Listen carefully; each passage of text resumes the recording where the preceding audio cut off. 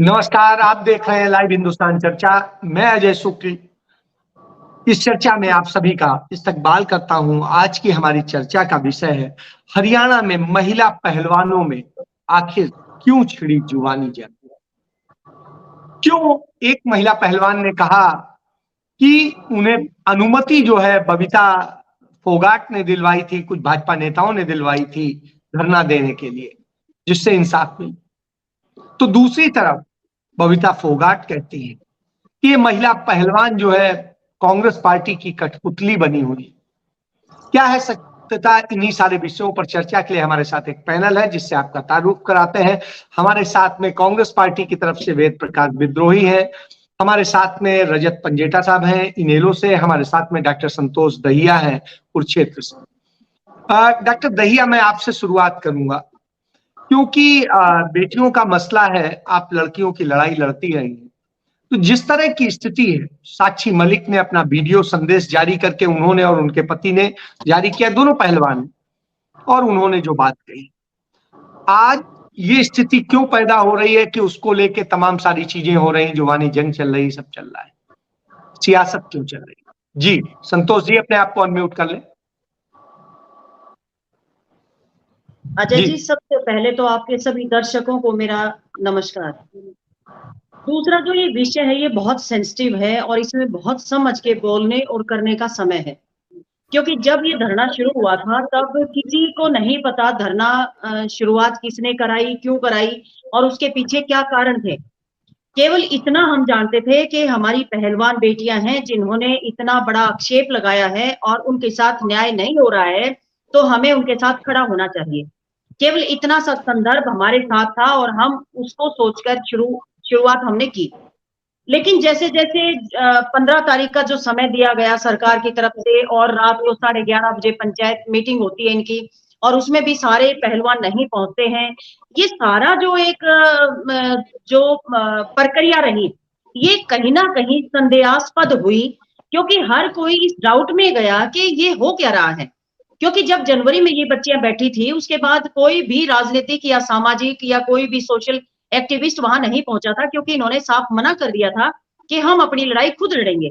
लेकिन जब ये 3 महीने के समय के बाद जब इनको न्याय नहीं मिला, तब इन्होंने खुद आह्वान किया था कि हमारे पास आइए और हमारी मदद करिए, क्योंकि हम मदद चाहते हैं, हमारे साथ न्याय नहीं हो रहा। जैसे ही इन्होंने आह्वान किया तो हर कोई वहां पहुंच गया, क्योंकि मेन मकसद था इन बच्चियों को न्याय दिलाना।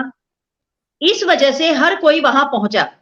लेकिन जब 15 तारीख का समय दिया गया और इनकी गृह मंत्री जी के साथ मीटिंग हुई और उस मीटिंग के बारे में गुप्तचुप तरीके से वो मीटिंग हुई और को इनको सख्त आदेश था कि ये किसी को आप बताएंगे नहीं कि हमारे साथ मीटिंग भी आपकी हुई है। उस समय क्या हुआ कि इनको 15 तारीख तक का समय दिया गया, और जबकि दिल्ली पुलिस ने ये कहा कि 15 तारीख को हम चार्जशीट दाखिल करेंगे। 15 तारीख को जैसे ही चार्जशीट दाखिल हुई। तो जी, इस जगह मेरा एक सवाल है कि जब उनसे बात हुई, बजरंग पुनिया ने ये कहा कि 15 तारीख तक का वक्त दे दीजिए, तो उन्हें उसी खाप में बताना चाहिए था कि क्यों हम ये वक्त मांग रहे हैं, क्योंकि हमसे ये वायदा किया है कि हम इंसाफ कराएंगे 15 तारीख तक, तो ये बात बतानी चाहिए थी। जी अजय जी, बिल्कुल मैं इसी बात पर आ रही थी। जब आपने पंचायतों के पास आकर ये कहा कि हमारा समर्थन कीजिए, हमारे साथ खड़े होइए, क्योंकि हमें न्याय नहीं मिल रहा, तो जब गृह मंत्री जी के साथ इनकी मीटिंग हुई है तो वो इन्होंने अपने पास क्यों रखी वो बात? इन्होंने उस बात को लोगों के साथ शेयर क्यों नहीं किया? अगर ये सेटिस्फाइड थे तो इनको वो भी बताना चाहिए था, अगर सेटिस्फाइड नहीं थे तो भी इनको बताना चाहिए था। और इनकी क्या बात हुई, किस विषय पर बात हुई, कहां पर इनकी सहमति हुई और कहां पर इनकी असहमति हुई, ये सारी बात पब्लिक में आनी चाहिए थी। जो पूरा हिंदुस्तान इन बच्चियों के साथ खड़ा था, वो एक एक पल की खबर के लिए तरस रहा था, क्योंकि हर कोई ये चाहता था इन बच्चियों के साथ न्याय हो। लेकिन उन्होंने उस चीज को गुप्त रखा। तब उसके बाद लोगों का संदेह शुरू हुआ, और जिन्होंने मध्यस्थता कराई उनके ऊपर एक सवालिया निशान खड़ा हो गया, क्योंकि मध्यस्थता किसने कराई, क्यों कराई, और क्योंकि 15 तारीख को जब दिल्ली पुलिस चार्जशीट दाखिल ही कर देगी, उसके बाद इनके पास क्या बचेगा? जबकि ये बार बार ये कह रहे थे कि 15 तक का हमें समय दे दो, 15 के बाद हम वो कहते वही तो उन्होंने कहा कि मध्यस्थता भी बबीता फोगाट ने ही पूरा मैनेज कराया था। बिल्कुल, बबीता फोगाट ने कराया। ये बात हमारे सामने भी आई थी कि बबीता फोगाट ने मध्यस्थता कराई थी। धरने का समय बीजेपी ने ही दिलवाया था। और मुझे ऐसा लगता है अजय जी, ये एक टोटली पॉलिटिकल स्टंट था सरकार का। इन बच्चों के कंधे के ऊपर बंदूक रख के चलाई गई है, क्योंकि इन बच्चों के साथ अगर इनको न्याय करना होता तो इनको लगातार इतने समय तक धरने पर बैठने की जरूरत नहीं थी, क्योंकि ये आम बच्चियां नहीं हैं, ये खास बच्चियां हैं इस देश की। वो बेटियां हैं जिनके लिए इस हिंदुस्तान को जाना जाता है। अगर ओलंपिक्स में मेडल की बात आती है तो साक्षी का नाम आएगा, उसके बाद हिंदुस्तान का नाम आएगा। तो मेरा कहने का मतलब ये है कि इन बच्चियों ने वो काम कर दिखाया जिसकी हमें उम्मीद भी नहीं थी। लेकिन उन बच्चियों के साथ ये राजनीति इन लोगों ने करी है जो किसी भी सूरत में किसी आदमी के हजम नहीं हो रही। कभी कहते हैं कि दीपेंद्र हुड्डा ने इनको खड़ा किया, जबकि साक्षी की सीधी स्टेटमेंट आई है कि हमें बबीता फोगाट ने जगह दिलवाई और उन्होंने तो कॉपी दी है, बाकायदा कॉपी दी है।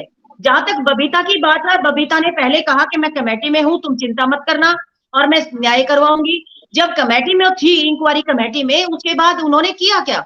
उसके बाद वो कहती है कि मेरी तो बात नहीं सुनी गई, मेरे तो हाथ से फाइल छीन ली गई थी। अरे जब आपके हाथ से फाइल छीन ली गई थी, फाइल को पढ़ने तक नहीं दिया गया, तो आपने क्यों नहीं बोला कि मेरी कोई सुनवाई नहीं होती? चलिए मैं आपके पास दोबारा आता हूं। वेद जी, वो ये कह रहे हैं, जिस तरीके से बबीता फोगाट कह रही हैं और कह रही हैं कि आप कांग्रेस की कठपुतली बनी हुई हैं ये लड़कियां, तो कांग्रेस ने कठपुतली क्यों बनाया है ये बताइए वेद जी।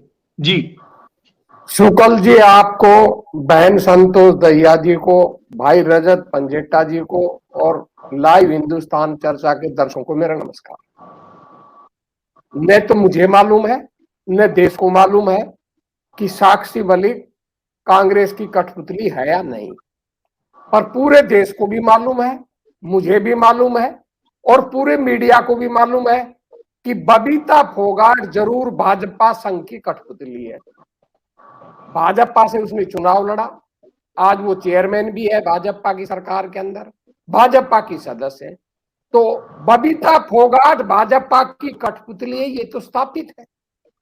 अब उसने साक्षी मलिक पर आरोप लगाया। मुझे पहले तो आश्चर्य होता है, जो एक खुद कठपुतली और तोता है वो दूसरे पर कठपुतली और तोता होने का आरोप लगाए, यही एक क्रूर मजाक है। और दूसरी बात, मैं इस आंदोलन को 3 चरणों में देखता हूं।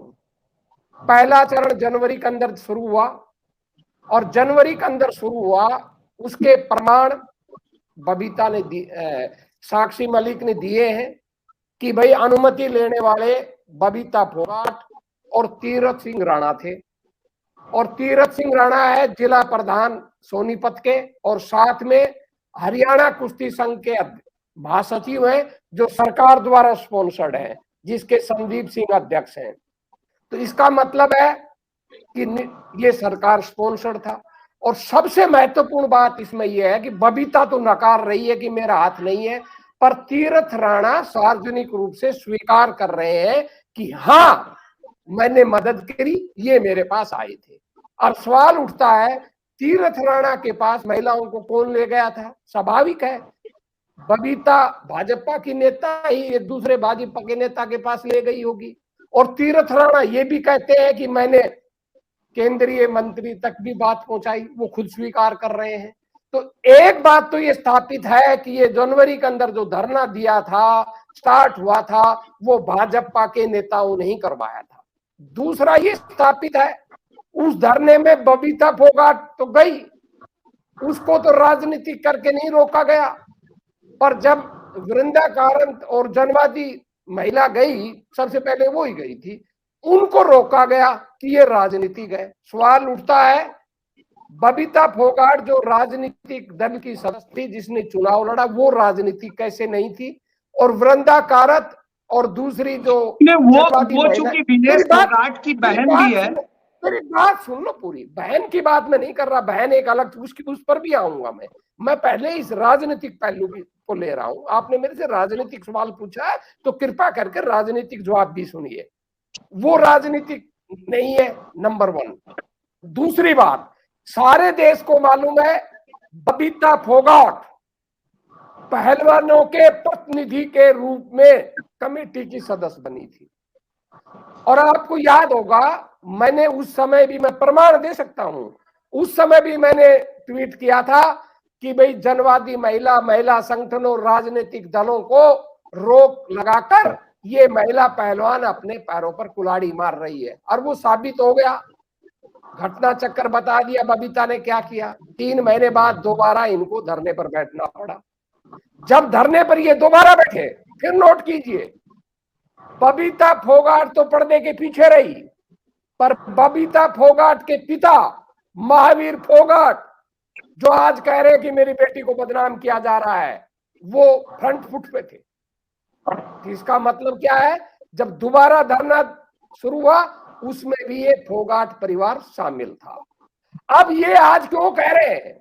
आज ये इसलिए कह रहे हैं कि जब भाजपा नेता को बचाया इन्होंने, उसमें बबीता फोगाट भी शामिल थी, उस कमेटी में योगेश्वर भी शामिल थे, उसमें आपकी बहन उषा भी शामिल थी, और जितने सदस्य थे वो सारे भाजपा के सदस्य है, भाजपा से चुनाव लड़े, जो तथाकथित कमेटी सरकार और ओलंपिक कमेटी ने बनाई थी। अब अपने अपने चेहरे को बचाने के लिए ये अब ये दूसरों पर आरोप जड़ रहे हैं।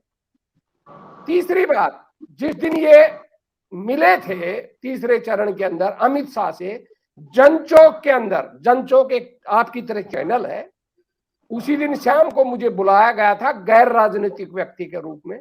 उस जनचौक में मैंने कहा था, मेरे पास वीडियो मौजूद है, वो भेज सकता हूं, कि इन्होंने पारदर्शिता को छोड़कर गुप्त समझौता करके अपने पैरों पर कुल्हाड़ी मार ली। क्योंकि अमित शाह से बैठक करने का मतलब है कोई न कोई समझौता हो चुका। उसके बाद अनुराग ठाकुर, इन्होंने तो कहा, ये तो चले गए थे चुपचाप कि हम 15 तक आंदोलन नहीं करेंगे। उसके बाद मेरी बहस हो ली थी, उसके बाद अनुराग ठाकुर का बयान आया था कि 15 जून तक वो चार्जशीट दायर कर दी जाएगी। अब वो कैसी चार्जशीट दायर हुई आपके सामने है। अब ये पहलवानों को कौन ले गया, ये भी स्वीकार कर रहे हैं। तीरथ सिंह राणा ने स्वीकार किया है कि हाँ, मैंने संजीव बालियान को अप्रोच किया। संजीव बालियान ने नरेश टिकैत को अप्रोच साथ लेकर गए, और संजीव बालियान, नरेश टिकैत, बबीता फोगाट और तीरथ राणा ये लेकर अमित शाह के पास गए थे और इन्होंने सौदा करवाया था।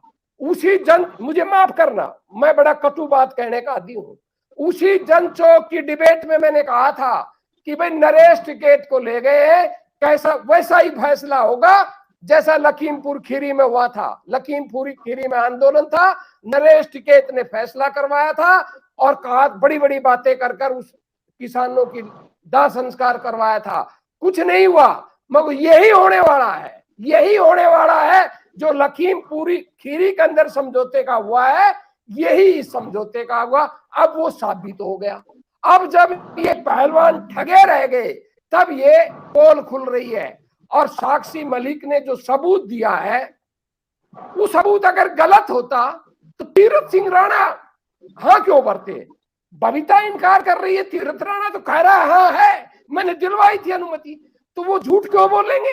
इसका मतलब है बबीता राणा और महावीर फोगाट अपने अपने राजनीतिक स्वार्थों के लिए झूठ बोल रहे हैं। और मैंने आपकी डिबेट में एक और बात कही थी कि सौदा हो गया। ये लोग WFI में बबीता फोगाट और उसका फादर महावीर फोगाट, उनको बैकडोर से एंट्री मिल जाएगी, क्योंकि उनका तो कुश्ती का कैरियर खत्म हो गया। अब वो WFI की राजनीति करेंगे। उन्होंने अपना गोल पूरा कर, लास्ट खत्म कर रहा हूं, बबीता फोगाट और महावीर फोगाट कंपनी ने अपना गोल पूरा कर लिया और पहलवानों के हितों पर बलिवेदी पर चढ़ा दिया। ये कटु सत्य है। ये कुछ सत्य आज सामने आ गया, कुछ आगे आ जाएगा। न कांग्रेस की कठपुतली वो थी न है, और वो कांग्रेस की कठपुतली किसने नहीं थी, एक लाइन में कह के खत्म करता हूं, क्योंकि दीपेंद्र हुड्डा WFI का चुनाव लड़ने के योग ही नहीं है। WFI का चुनाव वो ही लड़ेंगे जो 50 सदस्य होंगे, जो हर राज्यों से 2-2 सदस्य भेजे जाते हैं। और हरियाणा के अंदर जो कब्जा है वो सरकारी लोगों का कब्जा है हरियाणा कुश्ती संघ पर। दीपेंद्र हुड्डा है ही नहीं। जब दीपेंद्र हुड्डा का नाम ही नहीं है चुने हुए 2 सदस्यों में, और उन 50 सदस्यों में जिन्होंने WFI का अध्यक्ष का भी चुनाव करना है और जिनमें ही WFI के पदाधिकारी चुने जाने हैं, तो दीपेंद्र हुड्डा काहे का चुनाव लड़ेगा? फिर वो किस बात की राजनीति करेगा? चलिए ये बात में करते हैं, झूठ बोल रही है। अब दोबारा बाकी बात करेंगे। और रजत जी, सारी बात आपने सुनी, डॉक्टर संतोष दहिया ने भी एक पूरी कॉन्स्पिरेसी का पूरा बताया, वेद जी ने भी बड़ी जो कॉन्स्पिरेसी है उसका हिस्सा बताया। क्या इतनी गंदी राजनीति चली जाएगी कि बेटियों के साथ उनकी अस्मत से हुए खिलवाड़ पर अपनी कुर्सी बचाने, अपनी सारी चीजों के लिए कोई झूठ बोलेगा या राजनीति होगी? जी रजत जी। देखिए अजय जी, दुर्भाग्य तो है इस चीज का कि ये सब कुछ शुरू से ही दिख रहा था कि एक बाहुबली किस तरह अपना जो है बल का प्रयोग कर रहा है, अपना सत्ता का दुरुपयोग कर रहा है। जब FIR रजिस्टर कराने के लिए भी माननीय सुप्रीम कोर्ट में जाना पड़ा था, और FIR भी जो रजिस्टर हुई है जो चार्जशीट के अंदर, वो अंडर सेक्शन 354, 354D, 345A और 506A पॉक्सो एक्ट की जो थी वो हटा दी उन्होंने। कैंसिलेशन रिपोर्ट भी उन्होंने वो दर्ज कर दी। तो कोर्ट ने नहीं मानी है रजत जी, अभी कोर्ट ने नहीं मानी है। नहीं, अभी वो तो मैंने सिर्फ कहा कि दर्ज कर, वो कह रहे हैं उन्होंने पेश की है। हाँ, पेश किया। तो देखिए मैं एक बहुत गहरी बात यहाँ कहने जा रहा हूँ कि ये जेलों के अंदर जितने अंडर ट्रायल हैं उनको सबको रिहा कर देना चाहिए। उनको क्यों जेल में बंद कर रखा है? अगर एक प्रिविलेज, अगर कानून सबके लिए एक है, हम सबको, मुझे लगता है कुलदीप सेंगर ने क्या किया था उस पीड़िता के परिवार के साथ, वो हम किसी से छुपा नहीं है। और ये जेलें भरने की मुझे लगता है कोई आवश्यकता नहीं है। जो एक प्रिविलेज इनको दी गई है वो प्रिविलेज जो है सभी को मिलनी चाहिए, सारे प्रदेश में जितने भी नागरिक हैं। मैं आपको अभी एक उदाहरण देना चाहूंगा। तमिलनाडु के एक्स DGP है, DGP राजेश दास, उनको सेक्सुअल हरासमेंट के केस में 3 साल की सजा हुई है।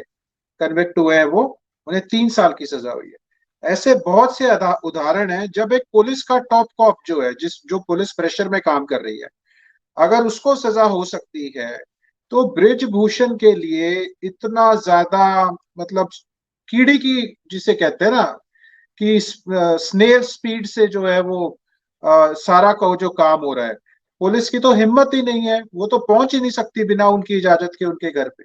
और जिस तरीके से वो, मतलब सत्ता का है, कहते हैं कि मिसयूज नहीं, अब्यूज ऑफ पावर है ये, मिसयूज नहीं, अब्यूज ऑफ पावर जिसे कहते हैं कि लॉ के शब्द में। तो बहुत ही दुर्भाग्य की बात है। और अभी पीछे 2 नाम आए थे, राकेश सिंह और महावीर प्रसाद, ये कोच है जिनमें से एक के ऊपर 2000 जिन्होंने प्रेशर बनाया था इन खिलाड़ियों के ऊपर, और जो लगातार निरंतर तौर पे प्रेशर बनाते रहे हैं, और उन्होंने ब्राइब करने की भी कोशिश की। उनमें से एक के ऊपर 2017 में खुद के ऊपर सेक्सुअल हरासमेंट के केस था। तो ऐसे लोगों को तो ये आगे कर रहे हैं ब्रिजभूषण जी। लेकिन अब ये देखना है कि, देखने वाली बात इसमें यह है कि पूरा देश क्या देख रहा है। ये कांग्रेस और बीजेपी में इंसाफ तो पिस गया ना, बजाय इस राजनीति के इंसाफ का है। मेन मुद्दा जिससे सारा देश इन खिलाड़ियों के साथ खड़ा हुआ था, वो मुद्दा ये इंसाफ का था कि इन बच्चों को इंसाफ मिलना चाहिए। आवाज अनम्यूट करिए अजय जी। सत्तारूढ़ पार्टी को छोड़ के सारी पार्टियां भी साथ खड़ी थी, सारा देश। मैं तो मतलब पॉलिटिकल पार्टीज तो जरूरी इसलिए हो जाती हैं कि पॉलिटिकल एक आम आदमी की जो आवाज है वो नहीं पहुंच पाती। पॉलिटिकल पार्टीज इसलिए आती है जहां गलत हो रहा है, ताकि उनकी आवाज, उनको मीडिया भी कवर करता है, एक आवाज पहुंचती है, कि मैसेज जाता है कि भी इंसाफ नहीं हो रहा, उसके खिलाफ जो है वो हम लड़ने की काम कर रहे हैं कि इंसाफ मिले। तो ये तो बात सारी की सारी दिख ही रही थी कि मतलब अगर जब मीटिंग हुई जिस दिन और 15 तारीख तक के लिए वो किया गया, फिर खापों को अपने से अलग करने की कोशिश की गई, जबकि पूरा देश साथ दे रहा था। इसके अंदर तो साफ जाहिर हो गया था जब मीटिंग हो रही थी कि कुछ ना कुछ ये जो हम बार बार जो मांग कर रहे थे, एक ही मुख्य मांग थी भी पॉक्सो एक्ट के अंदर गिरफ्तारी हो जो सबकी होती है। मतलब मैंने तो ऐसे ऐसे केसेस मुझे पता है कि जहां उनके परिवार वालों को भी उठा लिया जाता है, अक्यूज्ड के साथ साथ उनकी फैमिली मेंबर्स को भी पुलिस वाले उठा के ले जाते हैं। लेकिन यहाँ पे जो इतनी ढिलाई बरती, वो पूरे देश ने देखा कि किस तरह तमाशा, ये मैं तो तमाशा ही कहूंगा, कि किस तरह तमाशा बना दिया इन्होंने कानून का। पुलिस ने मतलब लोगों ने ये भी देखा कि सत्ता का दुरुपयोग कैसे किया जाता है, माइट इज राइट क्या है, और हम कहते हैं कि no one is above law. पूरे देश ने एग्जाम्पल है ये देखा कि हु इज अबव लॉ। ये इसमें इसमें कोई छुपी नहीं है बात किसी से। लेकिन यहाँ बिल्कुल निश्चित तौर के ऊपर राजनीति के भेंट ये चढ़ गया, इसमें कहने की कोई इसमें वो मुझे वो कोई वो नहीं है। बिल्कुल। तो रजत जी कह रहे हैं कि ये पूरा राजनीति की भेंट चढ़ गया और बहुत सारी चीजें जिस तरीके से एक साजिशों का खेल बन गया, और यह यौन उत्पीड़न का मामला साजिशों का खेल बन गया। तो संतोष जी, आप इसको, जब ये साजिशों का खेल बन गया है तो कैसे अब लड़ाई होगी, कैसे इंसाफ मिलेगा, क्या ये अब रास्ता क्या बचा है? जी अजय जी, रास्ता तो अभी बचा है, ऐसा नहीं है कि रास्ता बंद हो गया। आपको मैं बताना चाहूंगी केपीएस गिल वर्सेस जो क्या नाम था उनका, बजाज, देओल, मिसेस देओल जी जी, उनका जो केस था उसमें बड़ी कम, जो सबसे हल्की धारा मानी जाती है वो लगाई गई थी, और लोअर कोर्ट ने, हाई कोर्ट ने तो उनका केस एक्सेप्ट भी नहीं किया था। सुप्रीम कोर्ट से उनको राहत मिली, 17.5 साल उनको केस लड़ना पड़ा और उसमें उनकी जीत हुई। दूसरा राठौर वर्सेस रुचिका वाला केस, जो टेनिस खिलाड़ी थी, आपने देखा होगा कि 3 साल के बाद उस लड़की ने, उसको उतना परेशान किया गया कि उसने आत्महत्या करनी पड़ी, और उस आत्महत्या के बदले जो कोर्ट से जो जुर्माना लगा वो भी चौंकाने वाला था। 1000 रुपए फाइन लगा था राठौर को, और उनको जो सजा हुई थी वो भी माफ कर दी गई थी, ये कह के कि अब इसकी कोई जरूरत नहीं है। एक तरफ एक खिलाड़ी जो स्टार बन सकती थी, वो खिलाड़ी जिसको इतना हतोत्साहित किया गया और जिसको हत्या, मतलब आत्महत्या करनी पड़ी, उसका केस, उसकी एक सहेली थी जो फॉरेन चली गई थी, उसने वो केस लड़ा और उसके बाद काफी सालों बाद उन्हें वो राहत मिली। मेरा कहने का मतलब ये है, ऐसा नहीं है कि लड़ाई बंद हो गई है। हाँ, इन्होंने बड़ी कोशिश करी है। बीजेपी सबसे पहले चाहती है धर्म की राजनीति करना, जहां इनका बस चलता है वहां ये धर्म को आगे कर देते हैं, जहां धर्म पे इनका बल नहीं चलता तो ये जातियों को ले आते हैं, जातियों से बल नहीं चलता तो किसान और दूसरे संगठन को भिड़ा देते हैं। मेरा कहने का मतलब ये है कि इनको केवल, जो जिसको मैं ओछी राजनीति कहूंगी, राजनीति का नंगा नाच इसको मैं कह सकती हूँ, क्योंकि जो राजनीति ये लोग कर रहे हैं वो राजनीति ये नहीं कर पाए जिस राजनीति के लिए लोगों ने इनको चुन के भेजा था। इनको चाहिए था, जैसे इन्होंने एक आगाज किया था पानीपत से कि बेटी बचाओ बेटी पढ़ाओ, सबको सुनने में बड़ा अच्छा लगा था, हमने भी बड़ी तारीफ करी थी, और मैं खुद अपना कुरुक्षेत्र की बेटी बचाओ अभियान की ब्रांड एम्बेसडर हूं। लेकिन मैं एक चीज कहना चाहती हूँ कि जो आगाज किया था उसके बाद हुआ क्या? उसके बाद हुआ, इनके जो सांसद हैं, इनके जो एमएलए हैं, इन्होंने बच्चियों का रेप किया और उनका कत्ल किया। आपको हाथरस कांड कभी नहीं भूलना चाहिए। उस बच्ची का रेप हुआ, उसको मार दिया गया, उसकी डेड बॉडी को रात को 2 बजे तेल डाल के जला दिया गया, जबकि पूरे घर परिवार ने ये कहा कि हम हिंदू हैं और हम हिंदू रीति रिवाज के तहत दिन छिपने के बाद किसी भी तरह से संस्कार नहीं माना जाता। लेकिन रात को 2 बजे परिवार के विरोध के बावजूद उसका जो तथाकथित दाह संस्कार और जो सत्ता का नंगा नाच था वो सब ने देखा। जो कुलदीप सेंगर था उसने उस बच्ची के साथ क्या क्या किया, उसके पूरे परिवार को बर्बाद कर दिया। मैं संतोष जी एक चीज कह रहा हूं, आपके हरियाणा की चूंकि ये बेटियां रहने वाली हैं, तो निश्चित रूप से जब ये घटना होती तो ये क्या किसान संगठन से जुड़े हुए ये नेता दलाली करने का काम करते हैं? देखिए, मैं इसमें एक चीज कहना चाहूंगी कि जिन्होंने क्योंकि आप समझौता देखिए, किया। अभी उदाहरण दिया लखीमपुर खीरी में क्या हुआ, उन्होंने ही बीच में वही काम किया था और आज तक इंसाफ बिल्कुल नहीं मिला।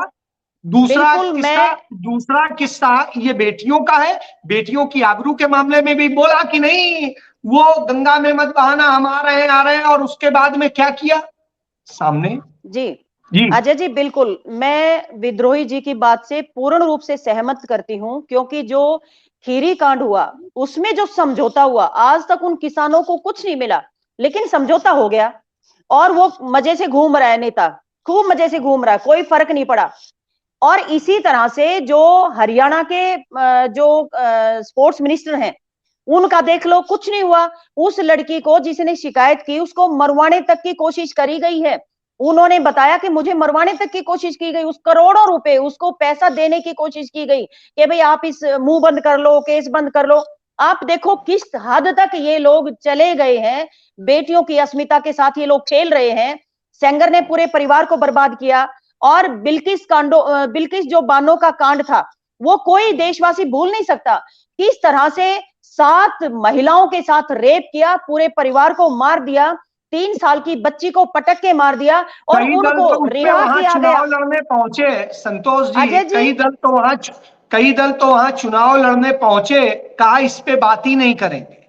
अजय जी, मैं यही तो कह रही हूं कि कैसे लोग एक ही दल है, मैं नाम ले दीजिए उसका, आप पार्टी, और किसी ने नहीं कहा। 3 दलों ने ही चुनाव लड़ा था। एक ये कहना चाहती हूँ अजय जी, भाजपा, कांग्रेस अजय जी, उठाने वाली बिल्किस थी, और आप बिल्किस पार्टी बानो, बात नहीं करने वाली थी। जी अजय जी, बिल्किस बानो का जो केस था, वो हिंदुस्तान में किसी सूरत में कोई बर्दाश्त नहीं कर सकता। लेकिन जैसे ही वो रिहा होकर आए, उनको जिस तरह से बेल मिली, जिस तरह से उनके गलों में जो मालाएं डाली, जैसे वो हिंदुस्तान की कोई बड़ी ऊंची चोटी को फतेह करके आए हैं, इस तरह से उनका स्वागत किया गया। ये हिंदुस्तान ने पहली बार देखा है। कोई सत्ता आई है, कोई सत्ता चली गई, लेकिन इतना नंगा नाच सत्ता का किसी ने कभी नहीं देखा।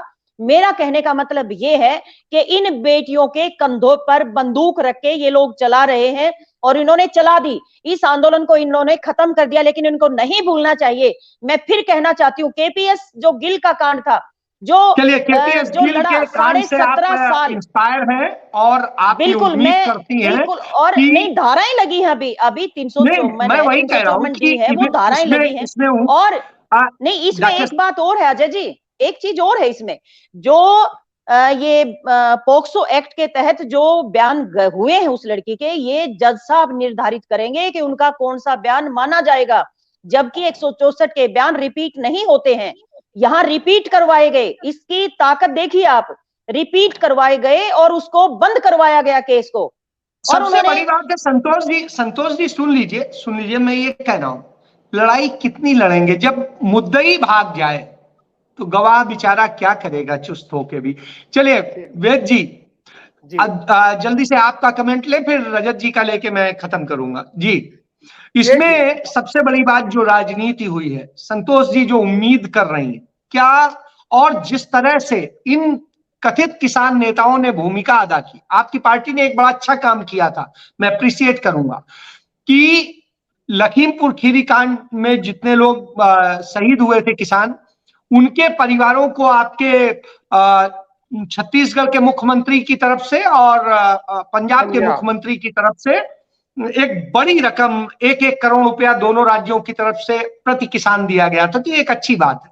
लेकिन उसके अलावा क्या हुआ जी, और आज क्या हो रहा जी? अजय जी, पहले तो मैं अपने भाई रजत जी को शुद्ध करना चाहूंगा। रजत जी, आप मत कहिए राजनीति की भेंट चढ़ गया, आप ये कहिए सत्ता के षड्यंत्र के कुचक्कर की भेंट चढ़ गया। राजनीतिक दल को जितने